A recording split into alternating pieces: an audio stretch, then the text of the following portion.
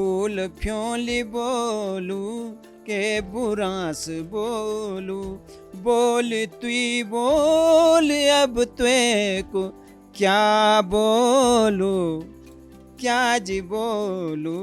वैसे प्रयास बहुत हुए, बीजेपी के लोगों ने भी मुझे टिकट देने के ऑफ़र किए, कांग्रेस के अलावा सभी दलों ने, छोटे छोटे दलों ने भी किया है। वो एनर्जी तो नहीं है, लेकिन हूँ मैं भागा नहीं हूँ मैं अभी भी लाइन में हूँ, थोड़ा सा रफ्तार धीमी हो गई। 65 दिन तक मैं बिजनौर जेल में रहा अपने 20 साथियों के साथ। लुक छुपी डरी डरी की, मन मसासु भरी की, त्वे मिलणो आयूं छो गाड गदन्या तरी की, ऋण झुण बरखा की झड़ी माँ।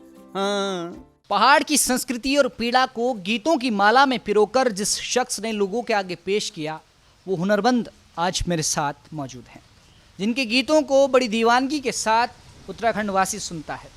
देश विदेशों तक जिनकी गीतों की धूम है। वो गायक जिसने गीत गाया तो एक प्रेमी अपनी प्रेमिका को मिलने के लिए मचल पड़ा। वो गीतकार जिसने गीत लिखा तो सरकारें हिल उठी।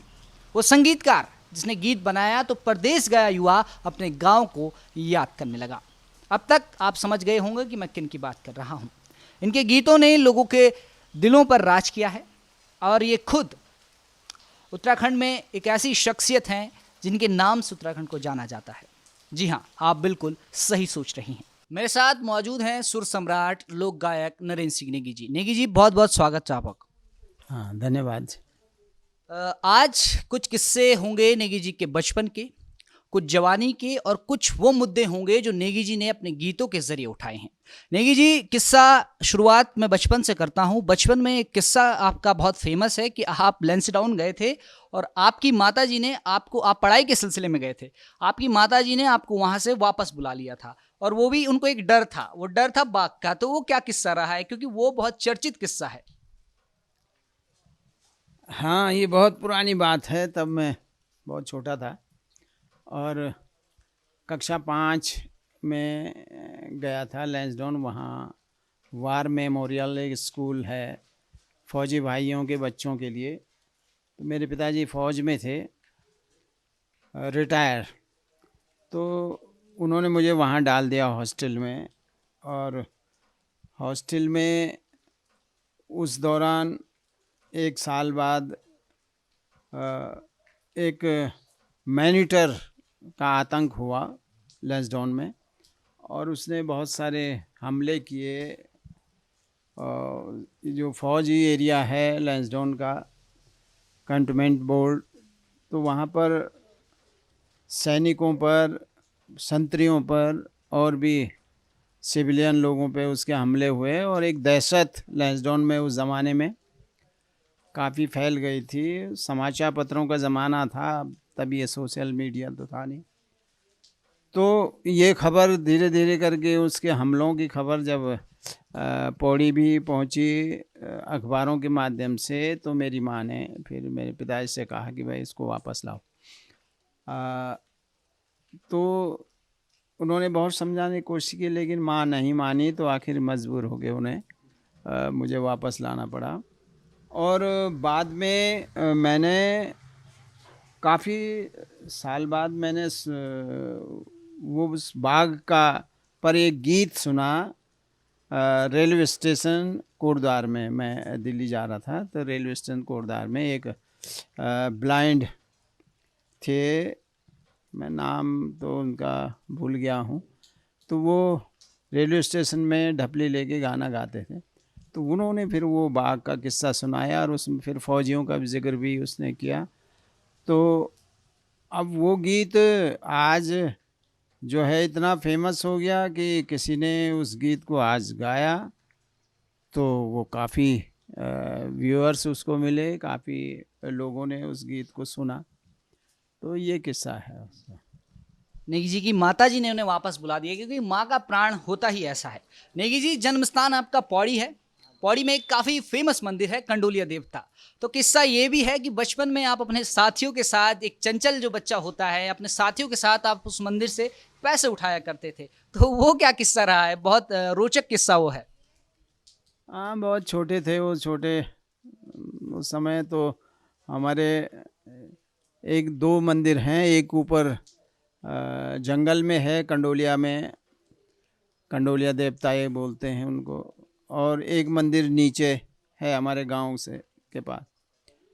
तो वहाँ जब हम स्कूल से आते थे, भूख लगती थी, तो फिर हम उस मंदिर में छुप जाते थे किनारे किनारे, और जब भी कोई उसमें पैसे डालता था तो हम 3-4 लड़के थे गांव के ही हमारे, तो हम वो पैसे उठा के वहाँ पे ये पकौड़ी वकौड़ी खा लेते थे। तो वो ज़माना था। बाद में हमने सोचा भाई भगवान को पैसों की ज़रूरत तो है नहीं, लेकिन हमको है ना, भूख की वजह से। तो हम वो पैसे उठा के बाज़ार में कुछ खरीद लेते थे, खा लेते थे उसमें।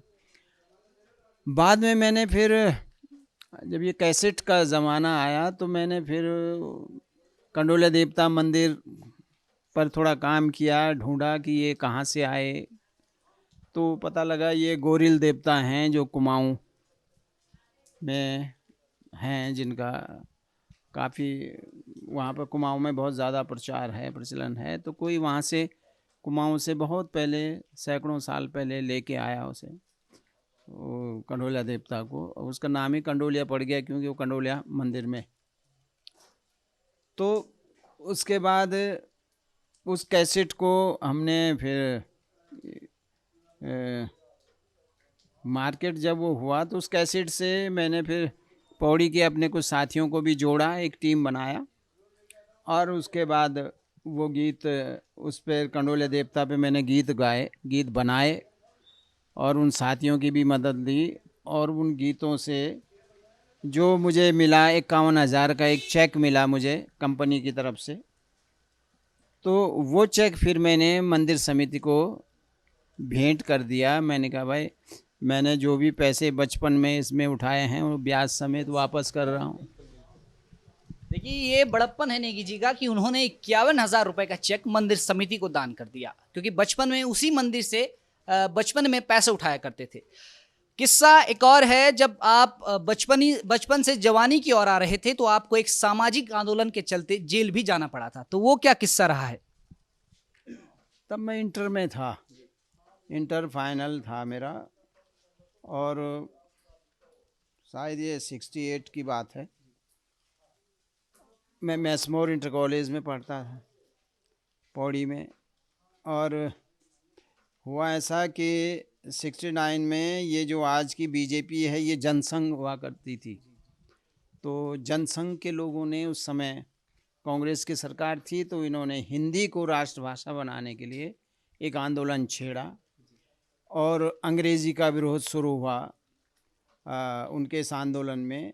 तो वो आंदोलन पौड़ी भी पहुंचा, और उस आंदोलन में वो हमारे स्कूल में भी आए, हमारे कॉलेज में आए। वहाँ पर उन्होंने घंटी उंटी बजाई उनके कार्यकर्ताओं ने, और सारा स्कूल की छुट्टी कर दी। और उसके बाद हम लोगों के हाथों में ये काला रंग और ब्रश पकड़ाया, और हमको कहा कि जहाँ जहाँ अंग्रेज़ी के बोर्ड मिलते हों उनको पोत डालो इससे, है ना। तो वो हिंदी के समर्थन में थे वो लोग। तो यही चल रहा था क्रम, और सारे सड़क पे अंग्रेज़ी का विरोध और हिंदी राष्ट्रभाषा बनाने के लिए आंदोलन चल रहा था। तो बाद में वो आंदोलन पौड़ी से होके हमारे यहाँ एक नीचे एक बाज़ार है, वहाँ पर टिंचरी की दुकान हुआ करती थी, टिंचरी शराब की दुकान। तो लोगों ने फिर अपना क्रोध, गुस्सा उस दुकान पे निकालते थे, पत्थर फेंकते थे, आगजनी करते थे। यही हुआ, कुछ उदंड लड़कों ने जो है वहाँ पत्थर फेंके, फिर आगजनी की, और इस बीच पुलिस आ गई, और पुलिस फिर पकड़ के ले गए। फिर 65 दिन तक मैं बिजनौर जेल में रहा अपने 20 साथियों के साथ। तो वो भी बड़ा कष्टप्रद था, लेकिन एक आंदोलन था, वो आंदोलन में हम भी लपेटे में आ गए। तो उसमें शायद ही बहुत कम लोग जानते होंगे कि नेगी जी 65 दिन यानी करीब 2 महीने से ज़्यादा जेल में भी रहे। वो जवानी के दिन थे।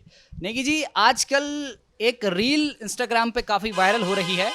उसकी चर्चा मैं इसलिए कर रहा हूँ क्योंकि मौसम है सावन का और बरसात चल रही है, तो आजकल हर प्रेमी प्रेमिका के लिए गीत गा रहा है कि लुक छुपी डर डरी की, मन मसास भरी की, त्वे मिलन आयूं छो गाड गदने तरी की, क्योंकि आजकल हालात कुछ ऐसे हो गए हैं। तो इस गीत को जो आपने बड़े ही प्यारे ढंग से गाया है, इस गीत को इंस्टाग्राम में एक यूजर है दीपक मेहर करके, उन्होंने किसी रेडियो शो में इस गीत को गाया है और आपकी बिल्कुल नकल करते हुए गाया है और लोगों ने उनकी काफ़ी टांग खिंचाई भी की है। हालांकि इसके लिए उन्होंने माफ़ी पहले ही मांग ली थी क्योंकि उन्हें पता है कि आपके प्रशंसक काफ़ी कट्टर हैं। इतने कट्टर किसी पार्टी के समर्थक या प्रशंसक नहीं है जितने नेगी जी के हैं, ये तो सभी जानते हैं। तो उस गीत के बारे में अगर आपने उसको सुना होगा उस युवक के, तो आप कुछ कहना चाहेंगे उस युवक को? नहीं, ठीक है, मैं सुन नहीं पाया उसको, लेकिन अगर उस युवक ने गाया है तो अच्छी बात है, गाओ भाई, गीत गाने के लिए हैं, गाइए। लेकिन कभी मैंने कभी किसी को रोका नहीं गाने के लिए, लेकिन कई बार जिन कंपनियों में हमने ये गाने गाए हुए हैं उनको कॉपीराइट भी ले लेते थे वो लोग इन गानों का, जैसे टी सीरीज हो गया, रामा हो गया वगैरह, तो वो लोग आपत्ति कर सकते हैं। तो बेहतर तो यही है कि अपनी नई रचनाएं बनाएं। वो गाने पुराने ज़माने के गाने हैं, अब 21वीं सदी में चल रहे हैं, 21वीं सदी के गीत गाओ। और अगर पुराने गानों से उन्हें कुछ मिलता है तो मुझे भी कोई आपत्ति उसमें नहीं है, लेकिन कंपनियां आपत्ति कर सकती हैं कि भाई ये हमारा कॉपीराइट है, इसमें आपने कैसे गा लिया। तो मैं इस पे कभी वो नहीं करता। हाँ, ये इतना ज़रूर कहता हूँ कि ये पिसा हुआ आटा है, इसको बार बार मत पीसो। लेकिन नेगी जी उन्होंने बिल्कुल आपकी नकल करते हुए, जैसे आप गाते हैं, आपने जो सुर छेड़ते हैं बिल्कुल उसी अंदाज में, क्योंकि उन्होंने कह दिया था कि मैं थोड़ा नेगी जी की नकल करूंगा, तो उस अंदाज में उन्होंने गाया है। तो मैं चाहूंगा कि 2 लाइन अगर आप उस गाने की गुनगुनाएं, लुक छुपी डर डरी की। मुझे तो अब याद भी नहीं होगा वो गाना, किस ज़माने का गाना है, वो बहुत पहला लुक छुपी डर है ना। डरी आज की, तो मन में सांस भरी की, वे मिलन आयूं छो क्या गाड गद न तरी की। लुक छुपी डरी डरी की, मन मसासु भरी की, लुक छुपी डरी डरी की, मन मसासु भरी की, त्वे मिलणो आयूं छो गाड गदन्या तरी की, ऋण झुण बरखा की झड़ी माँ, हाँ, सोण भादो की कुएड़ी माँ, ए जा हे गलिया, ए जा हे गलिया, ए जा। लगभग 30-35 साल पुराना ये गीत होगा, लेकिन आज भी एकदम ताज़ा इस गीत को कर रहे हैं नेगी जी। उनकी आवाज़ का ये जादू है और यकीन मानिए नेगी जी कि इन गीतों को हम रोज़ सुनते हैं और गुनगुनाने की कोशिश करते हैं। अगला सवाल नेगी जी ये पूछूंगा कि 1974 में पहला गीत आया, सैरा बस ग्याल बोणुमा रूड़ी कोटणमा। उसके बाद भी आपको इस म्यूजिक इंडस्ट्री में काफ़ी स्ट्रगल करना पड़ा। तो वो स्ट्रगल कितना खतरनाक आप उसको देखते हैं और कितना वो आपको सिखा के गया, आप क्या मानते हैं? नहीं, स्ट्रगल तो हर क्षेत्र में, ये गीत संगीत के क्षेत्र में भी हर एक को करना पड़ता है और वो मजबूरी है अपनी एक पहचान बनाने के लिए, अपने आप को लोगों के सामने रखने के लिए, उनकी आलोचनाएं, समालोचनाएं, वो सब बर्दाश्त करने के लिए और उन मौक़ों की तलाश करने के लिए जिन मौक़ों के माध्यम से हम जनता तक पहुंचते हैं, वो चाहे रेडियो का माध्यम हो, कैसेट का माध्यम हो, मंच का माध्यम हो या कुछ और हो, तो संघर्ष तो हर एक को करना पड़ता है और केवल इसी फील्ड में नहीं, हर फील्ड में करना पड़ता है, तभी लोग आपको नोटिस कर पाते हैं। ये नहीं होता कि अचानक आप आए और फेमस हो गए, ऐसा नहीं होता। आज मुझे भी लगभग ये 24 में 50 साल हो जाएंगे इस क्षेत्र में काम करते हुए, और जिस गाने का आप जिक्र कर रहे हैं वो मैं सबसे पहला गाना है मेरा, तो वो सैरा बस ग्याल बोणमा। तो रूढ़ी कुटुंबा, तो ये गानों की यात्रा चलती रही, लोगों का प्यार मिलता रहा, लोग सुनते रहे। पहले मैं रेडियो में गाता था, तब कैसेट का ज़माना नहीं था। मैं 76 से रेडियो लखनऊ से गा रहा हूँ, और वहाँ मुझे मौका दिया केशव अनुरागी जी ने, तो उन्हीं के उन्होंने ही मुझे प्रेरित किया कि तुम रेडियो में गाओ। तो उसके बाद फिर मैंने गीत यात्रा को आगे बढ़ाया, लोगों का रिस्पांस जाना, समझा, तो लोगों ने बहुत अप्रिशिएट किया। तो उससे मेरा हौसला बढ़ा कि ये काम करना चाहिए, और मैं लगातार तब से, और आज मैं 74 में हूँ। और अब हाँ, अब भी है, लेकिन वो एनर्जी तो नहीं है, लेकिन हूँ मैं भागा नहीं हूँ। मैं अभी भी लाइन में हूँ, थोड़ा सा रफ्तार धीमी हो गई। तो ये युवा गायकों के लिए है कि अभी भी नेगी जी उसी अंदाज में, भले ही थोड़ी रफ्तार धीमी है लेकिन अंदाज वही पुराना है। नेगी जी, आपने 1974 में गीत गाया, लेकिन आप कहते हैं कि बचपन में आप गीत गाते नहीं थे, सुनते थे, गाते नहीं थे।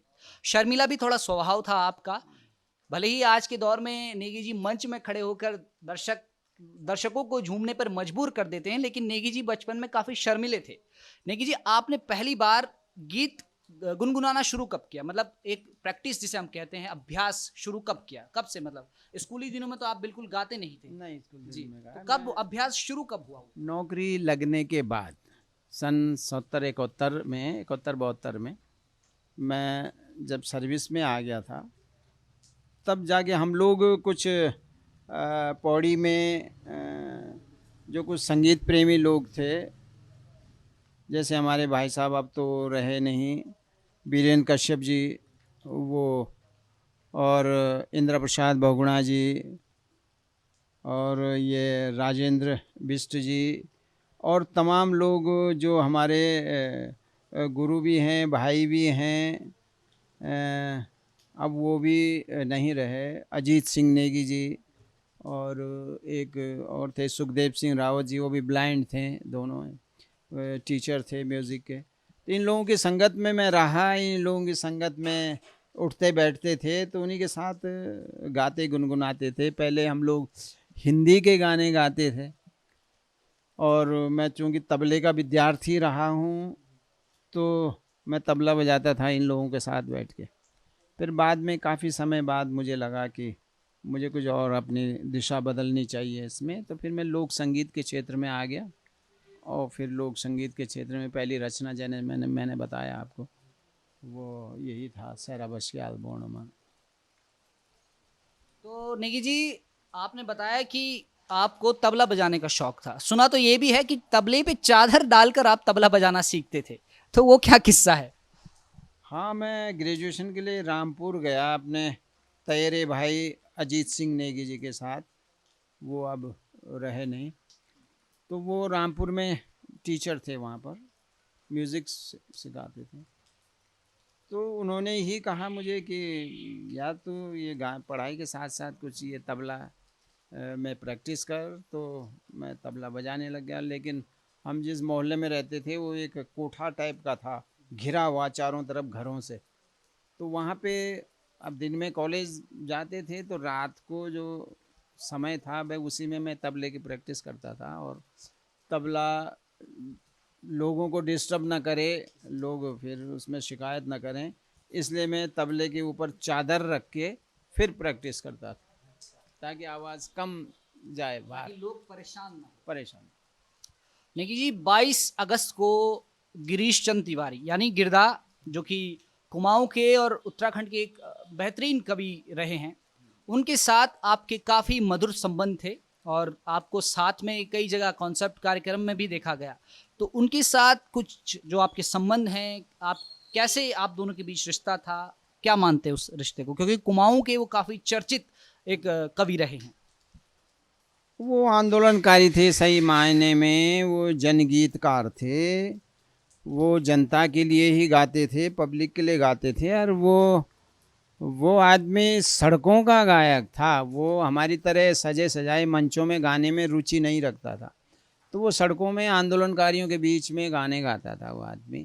और बड़े जोश खरोश के साथ खुद भी और लोगों में भी जोश भर देता था। तो ऐसा व्यक्ति था और मेरी उनसे पहचान एक तो उत्तराखंड आंदोलन में हुई, उसके बाद उत्तराखंड आंदोलन में के दौरान वो कुमाऊँ से उनके गीत चलते थे। इधर से मैं भी कोशिश कर रहा था, किया मैंने कुछ जनगीत लिखने की अपनी भाषा, लोक भाषा में। वो कुमाऊनी में भी लिखते थे, गाते थे और हिंदी में भी गाते थे। तो ये सिलसिला उसके बाद उमेश डोभाल स्मृति जो समारोह मनाया जाता है, उसमें भी लगातार फिर उनकी उपस्थिति और उनके साथ सानिध्य मिला। फिर उसके बाद हम लगातार कहीं नैनीताल में भी, पौड़ी में भी और दूसरी जगह में भी निरंतर मिलते रहे। और फिर उसके बाद हमारी जुगलबंदियाँ रखी। पौड़ी में राजेंद्र रावत कॉमरेड जो हमारे मित्र थे, जो उन्होंने उनका ये आइडिया था। फिर वहाँ की लोकल संस्था ने वो आयोजन किया पौड़ी में, शायद सन 90 में शायद वो आयोजन हुआ है, मुझे कुछ याद नहीं है। उसके बाद नैनीताल में हुआ जुगलबंदी हमारी, और वो जुगलबंदी इतनी फेमस हुई कि उसके बाद हम लोग अमेरिका गए, न्यूयॉर्क में गए डॉक्टर शेखर पाठक के साथ, और गिरदा और मेरी वहाँ जुगलबंदियाँ हुई। तो इस तरह से ये सिलसिला चलता रहा। लेकिन दुर्भाग्य से गिरदा आज हमारे बीच नहीं रहे, तो वो खालीपन हमेशा सालता रहता है। उनकी स्मृति में अगर कोई उनकी कविता या गीत आप गुनगुनाना चाहें तो? नहीं, उनका एक जनगीत मैंने गाया तो है, उसमें उत्तराखंड आंदोलन की जो मैंने कैसेट निकाली थी, उसमें मैंने गाया था। उसमें क्या था?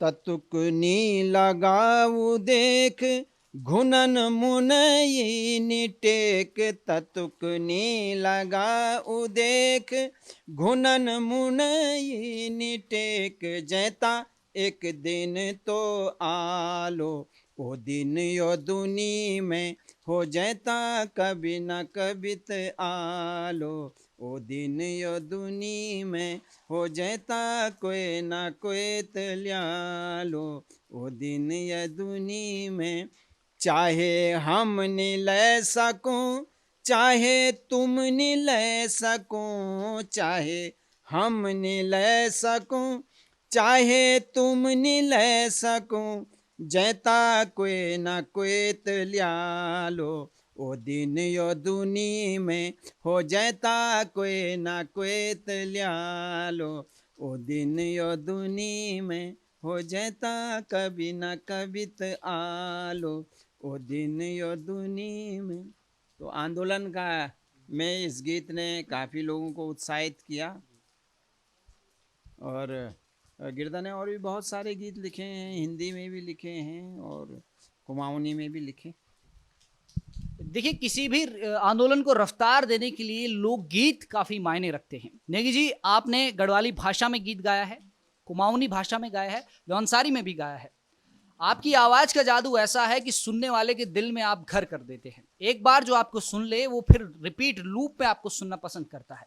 तो सवाल ये है कि आपकी इतनी मधुर आवाज है, पिछले 50 वर्षों से आपने उत्तराखंड की संस्कृति, संगीत जगत को बहुत कुछ दिया। तो कभी आपके मन में ये ख्याल नहीं आया कि मैं हिंदी गानों की ओर भी जाऊं या बॉलीवुड की ओर जाऊं? क्योंकि हमने यही देखा है कि उत्तराखंड से निकल के लोग हिंदी गीतों की ओर ज़्यादा जाते हैं। तो आपने क्या कभी वो ख्याल नहीं आया, या क्या आपकी विचारधारा थी उस समय? नहीं, देखिए, हिंदी में तो सारा देश गा रहा है, उत्तर भारत तो सारा हिंदी में ही गाता है। लेकिन जिस समय हमने शुरू किया उस समय गढ़वाली भाषा में गाने वाले, ख़ास तौर से इस तरह मंचों में या रेडियो वगैरह में गाने वाले बहुत लिमिटेड लोग थे। दो तीन लोग ही थे। उसमें एक जीत सिंह नेगी जी हुआ थे, एक आपके ये चंद्र सिंह राही जी हुआ करते थे, और इसी तरह से एक दो लोग और भी थे जो हमारे संज्ञान में थे। बाकी तो धीरे धीरे करके फिर हम आए, हमारे साथ साथ कुछ और लोग आए, और उसके बाद तो अब एक काफ़ी नौजवान लड़के जो हैं, बच्चे इस फ़ील्ड में आए हैं और गा रहे हैं, निरंतर आगे बढ़ा रहे हैं। लेकिन हिंदी फ़ील्ड में जाने का के लिए, क्योंकि मैं गवर्नमेंट सर्विस में भी था, हिंदी फ़ील्ड में जाने के लिए बहुत बड़ा संघर्ष है वहाँ पे जगह बनाने के लिए। और ये मैंने कभी सोचा नहीं कि मुझे हिंदी में गाना है। मैं जब ये लोक संगीत के क्षेत्र में आया तो मुझे लगा कि नहीं, अब मुझे मेरा क्षेत्र यही है और इसी में गाना है। क्योंकि इसमें वैक्यूम था और वो वैक्यूम को पूरा करने के लिए मेरे जैसे हज़ारों लोग चाहिए, जो जो गढ़वाली भाषा के जो गीत हैं उनको आगे बढ़ाने के लिए, लोगों तक पहुँचाने के लिए बहुत सारे लोगों की आवश्यकता है। एक व्यक्ति के बूते की बात नहीं है। और बाकी उसके बाद सर्विस भी करनी है, परिवार भी पालना है, ये बहुत सारे झमेले थे। तो मैं लोक संगीत में ही टिका रहा और अ, आज तक टिका हुआ हूँ और लोग सुनना भी चाहते हैं, तो मेरा उत्साह फिर बढ़ता रहता है। यार, उत्तराखंड के लोक संगीत को फर्श से अर्श पर ले जाने का जो श्रेय जाता है वो नरेंद्र सिंह नेगी को ही जाता है, क्योंकि उनके गीत आज भी जब आते हैं तो लोग बड़ी दीवानगी के साथ उन्हें सुनते हैं। नेगी जी, जब आपने गीत गाना शुरू किया तो हिंदी बेल्ट में उस समय मुकेश, मोहम्मद रफ़ी, किशोर कुमार, लता मंगेशकर जैसे गायक थे। तो उनमें से आपको किसके गीत सुनना ज़्यादा पसंद था हिंदी गानों में अगर बात करें तो? नहीं, ये तीनों गायक बढ़िया थे। रफ़ी की रेंज तो बहुत ज़बरदस्त रेंज थी, वो तो आज तक कभी सुनाई नहीं दिया। लेकिन हर एक की अपनी ख़ासियत है, चाहे वो मुकेश हो, चाहे वो किशोर कुमार हों या कोई तलत महमूद के भी लोग दीवाने थे। लेकिन हमने उससे पहले का म्यूज़िक भी सुना हुआ है, के.एल. सहगल का। वो एक शैली थी के.एल. सहगल की गाने की, और वो उस ज़माने में लोग उनके बड़े दीवाने हुआ करते थे। जो हम पढ़ते थे फ़िल्मों के बारे में, फ़िल्मी गीतों के बारे में। यहाँ तक कि मुकेश जब गाने के लिए फ़िल्म इंडस्ट्री में आए तो उनसे यही कहा गया कि अगर के.एल. सहगल की तरह गा सकते हो तो ही आपको मौका दिया जाएगा। और फिर मुकेश ने के.एल. सहगल की ही तरह गाना गाया, तब वो इस इंडस्ट्री में आए हैं। और बाद में खैर उनका अपना ओरिजिनल अंदाज़ भी आया सामने धीरे-धीरे। लेकिन उस समय ये था माहौल कि के.एल. सहगल के अलावा और किसी को सुनना ही नहीं है, तो लोग वो उसमें थे।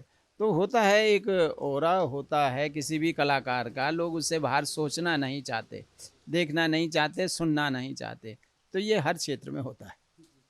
नेगी जी, आज के युवा गायकों की प्रेरणा है नरेंद्र सिंह नेगी जी। नरेंद्र सिंह नेगी जी की प्रेरणा, इंस्पिरेशन क्या थी? मतलब उन्होंने किसको सुन के या किसको देखकर गीत गाना शुरू किया? मैं मेरे दिमाग में तो ये अपने हमारे यहाँ के जो पारंपरिक लोक गायक हैं, लोक गीतकार हैं, मेरा ध्यान उन्हीं में जाता है, उन्हीं से सीखने की कोशिश करता हूँ। जैसे औजी लोग हो गए, बेड़ा लोग, वादी बदेन हो गए, इनके गीत, इनका तौर तरीका, ये मैं कैच करने की कोशिश करता रहा शुरू से ही, इनको पकड़ने की कोशिश करा। क्योंकि मुझे लगता है ये लोक संगीत के ये ही गुरु हैं, ये ही इन्हीं से सीखा जा सकता है और इन्हीं से ही कुछ मिल सकता है हम लोगों को। उसके बाद हमारे गांव पौड़ी गांव में जो हैं गीत लगते थे, पारंपरिक गीत, थड़िया, चौफिला, झूमेल, तो वो मेरे दिमाग में बचपन से ही वो गीत मेरे दिमाग में थे ऑलरेडी। तो जो वहाँ पे महिलाएं, पुरुष, ये सब बसंत पंचमी से वहाँ गीत लगने शुरू होते थे और बिखोत तक, बैसाखी तक, एक महीना पूरा रात को सारे गीत लगते थे। और वो गीत मेरे दिलो दिमाग में अभी तक बैठे हुए हैं। तो वो मेरी प्रेरणा के स्रोत हैं, वो गीत, वो लोग, जिन लोगों ने उन गीतों को आगे बढ़ाया।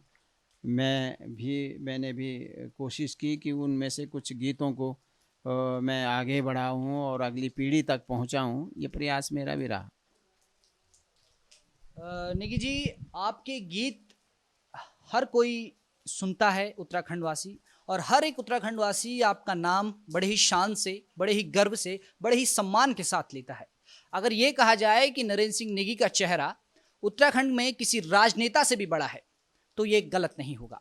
नेगी जी, आपने सरकार के नीतियों के खिलाफ, भ्रष्टाचार के खिलाफ कई गीत बनाए, लेकिन एक गीत जो काफ़ी चर्चा में रहा, जिसने काफ़ी सुर्खियां बटोरी, वो गीत आपने लिखा, लेकिन आप उस दौरान सरकारी नौकरी पर थे, आपको वो रिलीज करने का अवसर प्राप्त नहीं हो रहा था, तो आपको अपनी नौकरी को छोड़ना पड़ सकता था उस गीत के लिए, और आपने वो नौकरी छोड़ दी। तो ये कह सकते हैं कि एक सरकारी नौकरी के पीछे एक कलाकार की जीत हुई, क्योंकि आपने अपनी कला को वहाँ पे महत्व दिया और उस गीत को रिलीज करने के लिए आपने त्यागपत्र दिया। तो कितना बड़ा हौसला ये चाहिए, क्योंकि आजकल देखा जाता है कि सरकारी नौकरी को इतना बड़ा माना जाता है कि उसके लिए आदमी कुछ भी कर सकता है, और आपने उसी नौकरी को छोड़ दिया महज एक गीत के लिए। तो कितना बड़ा उसको आप मानते हैं अपने जीवन में उस कदम को? नहीं, बड़ा तो क्या है, लेकिन ये है कि और मेरे और गीतों की तरह वो गीत भी एक था। चूँकि अब उत्तराखंड राज्य बन चुका था, बड़े संघर्षों के बाद, बड़ी बलिदान, सैक्रिफाइस के बाद वो राज्य हमको मिला। और उस राज्य आंदोलन के लिए भी मैंने एक पूरा कैसेट बनाया, और उसमें आंदोलनों के गीत मैंने लिखे, गाए। वो भी समय था। उसके बाद जब यहाँ पर कांग्रेस की सरकार आई, बीजेपी, उससे पहले बीजेपी की थी, उसके बाद कांग्रेस की आई, तो उसके बाद एक ऐसे व्यक्ति को यहाँ पर मुख्यमंत्री बनाया गया जो बहुत सीनियर थे, स्वतंत्रता संग्राम सेनानी भी थे, काफ़ी अनुभवी व्यक्ति थे। तो बड़ी उम्मीदें थी सभी लोगों को कि अब इस राज्य का जो बीजेपी नहीं कर पाई वो अब ये लोग करेंगे, क्योंकि इसमें बड़े अनुभवी मुख्यमंत्री। लेकिन उसके बाद उनकी जो चर्चाएं आईं अखबारों के माध्यम से, और जो देखने सुनने को मिला, क्योंकि अब हमारी राजधानी हमारे बिल्कुल नज़दीक आ चुकी थी, तो बहुत सारी चीज़ें अंदर से बाहर आ रही थी, बाहर से अंदर आ रही थी, सारी घटनाएं। तो वहाँ से फिर पता लगा कि यार ये इनसे इन्होंने जो कुछ किया है उससे राज्य का भला नहीं हो सकता।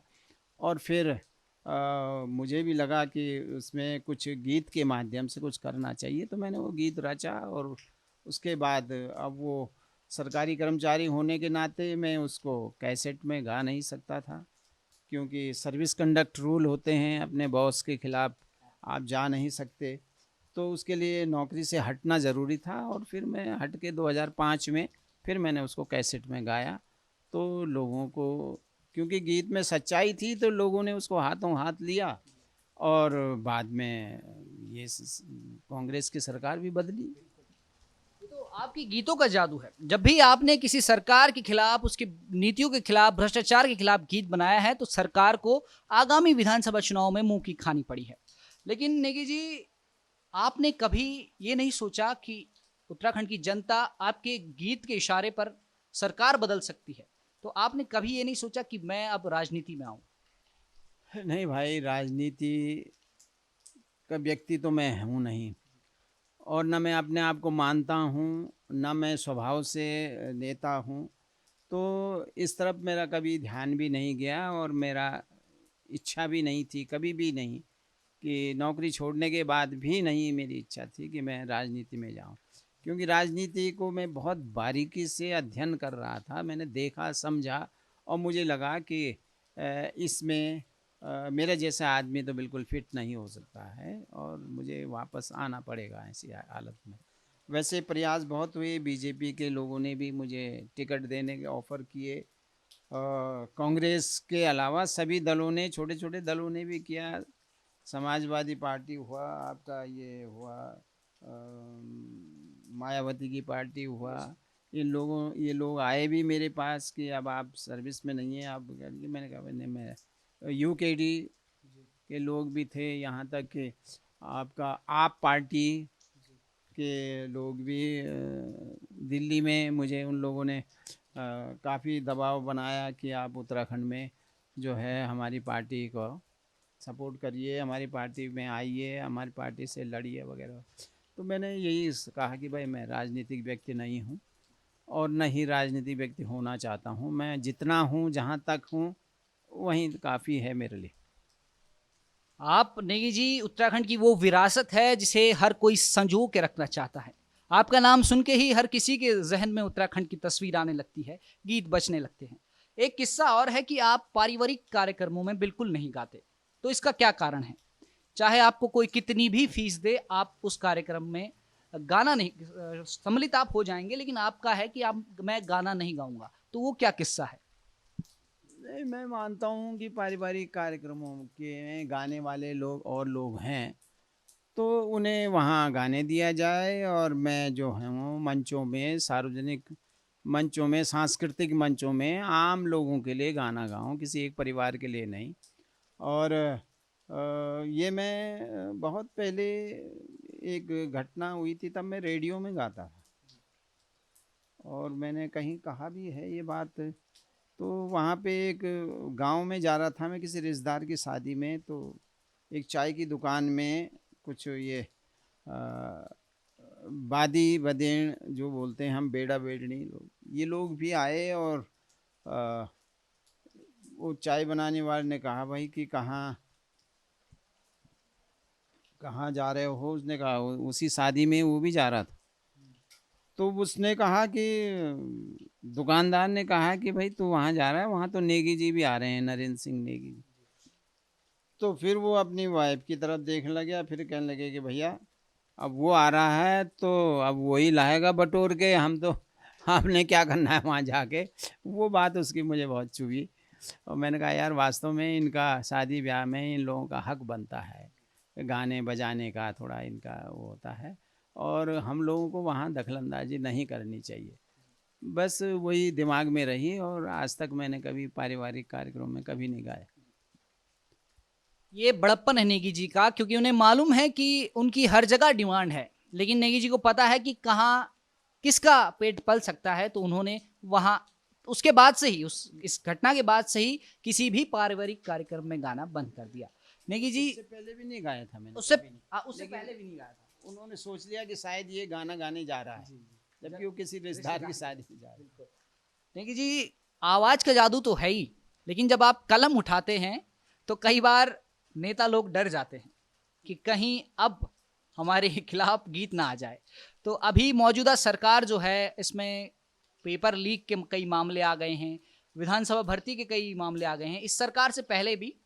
तो क्या कुछ राजनीतिक प्याले में फिर से हलचल होने वाली है, क्योंकि 2024 में लोकसभा चुनाव आने वाले हैं?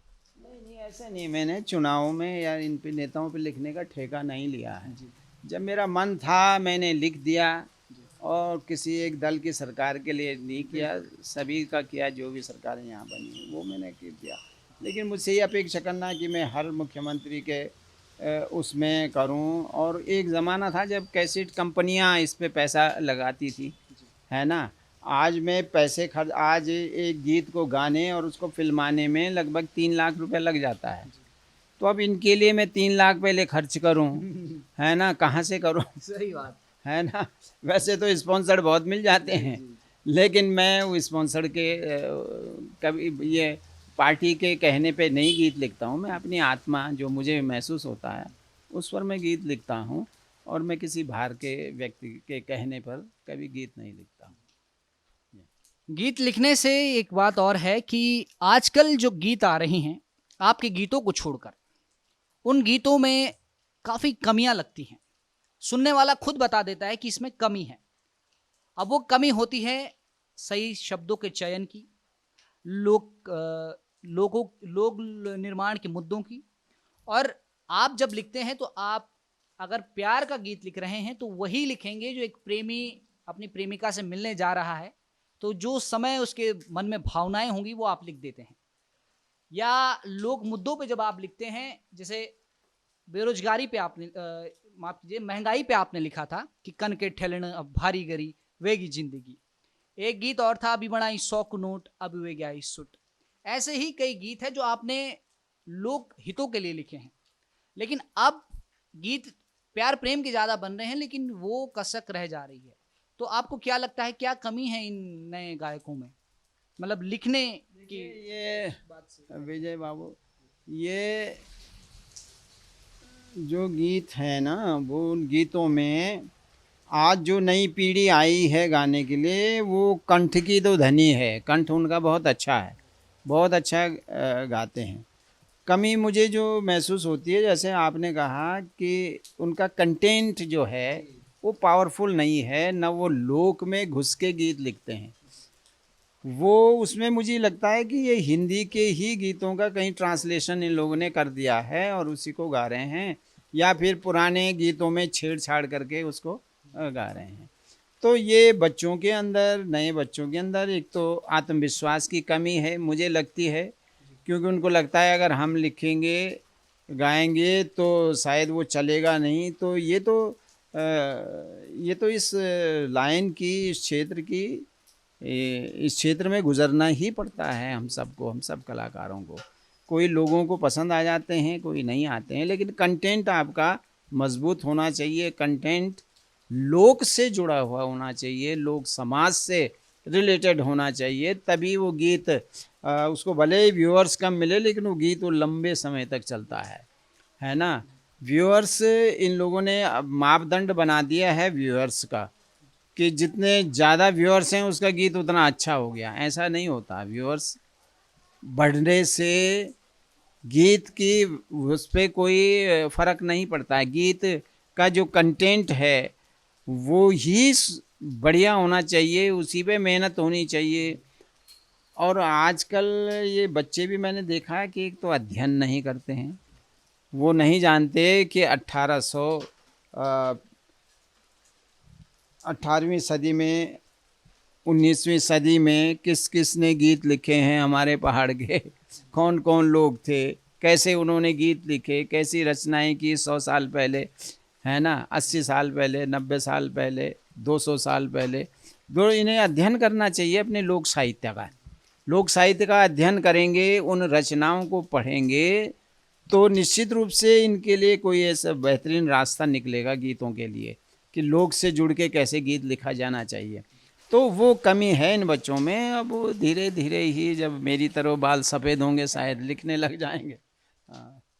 लेकिन जब आपके बाल काले थे तब से ही आप उन ऐसे गीत लिख रहे हैं कि वो आज तक लोगों के दिलों में घर कर गए हैं। फिल्मी गीत भी आपने गाए हैं और कैसेट्स में भी आपने काफ़ी गाया है। अब खुद आपका यूट्यूब चैनल है। आजकल के युवा गायकों में आपका पसंदीदा गायक कौन है? आजकल के गायकों में सभी अच्छे हैं, उसमें कोई एक नहीं। मैंने कहा कि सभी के कंठ बहुत अच्छे हैं, सभी अच्छा लिख रहे हैं, अच्छा गा रहे हैं और कंठ के धनी हैं सभी लोग। लेकिन अब उसमें किसी एक को का नाम लो और बाकी लोग भी इसी लाइन में हैं, प्रयास कर रहे हैं, मेहनत कर रहे हैं, आगे बढ़ रहे हैं, है ना।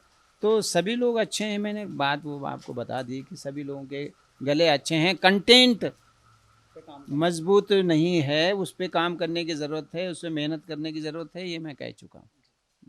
नेगी जी, एक आखिरी सवाल मैं आपसे लूँगा कि आने वाले गीत आपके कौन कौन से हैं? मतलब कितने अभी रिकॉर्ड हो चुके हैं, संख्या? अब मैं, जैसे मैंने बताया, मैं किस किस्म गीत लिख रहा हूँ, उसमें वो ये बच्चे कभी लिखेंगे नहीं। जैसे चंद्र सिंह गढ़वाली पे मैं गीत गा रहा हूँ, अब वो कॉमर्शियल नहीं हैं वो गाने।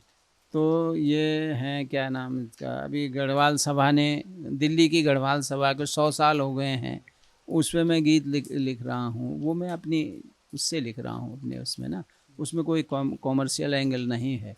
तो इस किस्म के गीत अब ये बच्चे तो नहीं लिखेंगे, ये तो कंपनियों के लिए लिखेंगे या किसी अपने उसके लिए लिखेंगे।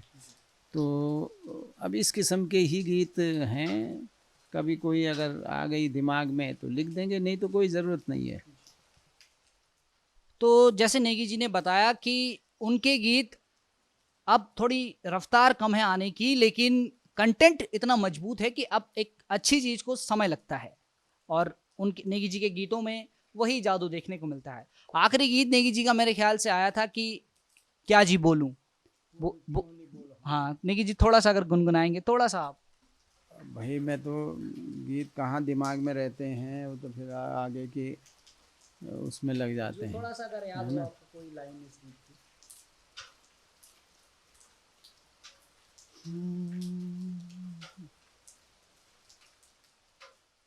फ्योली बोलू के बुरांस बोलू, फूल फ्योली बोलू के बुरास बोलू, बोल तुई बोल अब त्वे को क्या बोलू, क्या जी बोलू, फूल फ्योली बोलू के बुरास बोलू, फूल फ्योली बोलू के बुरास बोलू।